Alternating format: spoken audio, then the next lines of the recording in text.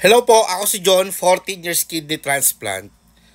Gumawa pala ako ng video na to dahil may gusto akong i-share sa inyo. Or let's say na may gusto akong sabihin sa inyo. Alam nyo, dito sa Dialysis PH, ang nandyan po, puro mga dialysis patient. Yung iba dyan, mga kamag-anak na mga nagda-dialysis. Gusto ko lang pong i-share sa inyo itong post na to. Yan. Kung nakikita nyo dyan, lahat po yan ay mga nagda-dialysis. Ang nag-post niyan si Ma'am Jean Gray. Ngayon, kung mababasa nyo dito, ganito lang naman kami mga CKD warriors dito sa Davao.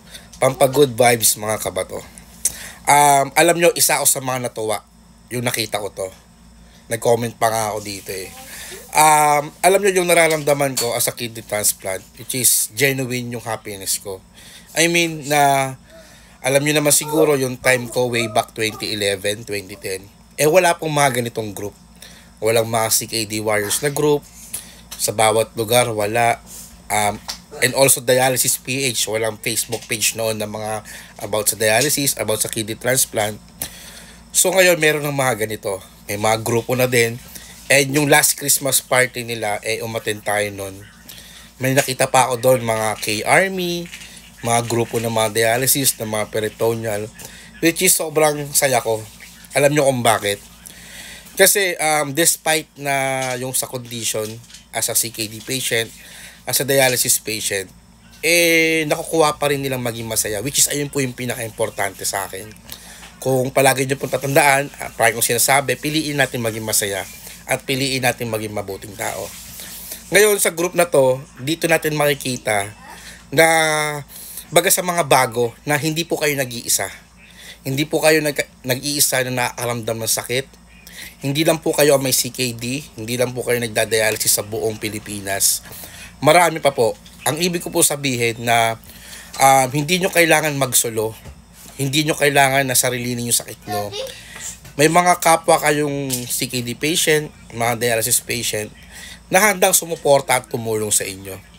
Tulad nito, grupo sila. Hindi ko sila kilala personally, pero sobrang nakakatawa sila. Alam nyo, meron pa nga mga CKD patient na nagbabasketball. Diba? May mga ganong group.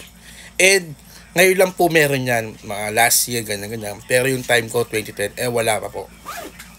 So, ang pinaka-aim ng video na to, kung ikaw ang nanonood neto ngayon, na nag-iisa ka lang, at isa ka sa mga bagong nagkaroon ng CKD, na bago ka pa lang, na nakaramdam na nagda-dialysis, hindi lang po kayo nag-iisa. May mga groups, andito po ako, handa ako yung tulungan. Andito po ang Dialysis PH, mga kidney transplant patient, handa rin ako pong tumulong. Maraming grupo, marami kayong makakausap, marami kayong magiging kaibigan.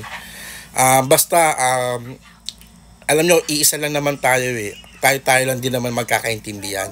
And palagi kong sinasabi, kung sa ibang content, kung sa ibang page hindi kayo welcome, dito sa atin, sa John Arboy, sa page ko, sa Dialysis PH, welcome po kayo lahat. Welcome po tayo dahil tayo lang po nagkakaintindihan. At the end of the day, iisa lang po yung sakit natin. Maybe kidney transplant ako, yung iba dialysis patient. Pero ang pinaka bottom line kasi nito, pare-parehas tayo at nagkakaunawaan. Yun lang po, maraming salamat ulit sa mga ganitong grupo. Good vibes talaga. Nakakataba rin ng puso na nakakita ako ng ganito. Mahirap ang pinagdadaanan natin, sobrang hirap, naiintindihan ko yan. Pero sa mga ganitong bagay, kahit papaano, naiibsan yung problema natin, yung sakit natin, at nagiging masaya tayo. Yun lang po, ingat po palagi kung nasan man tayo, mas importante pa rin ang kalusugan natin. God bless po sa atin lahat.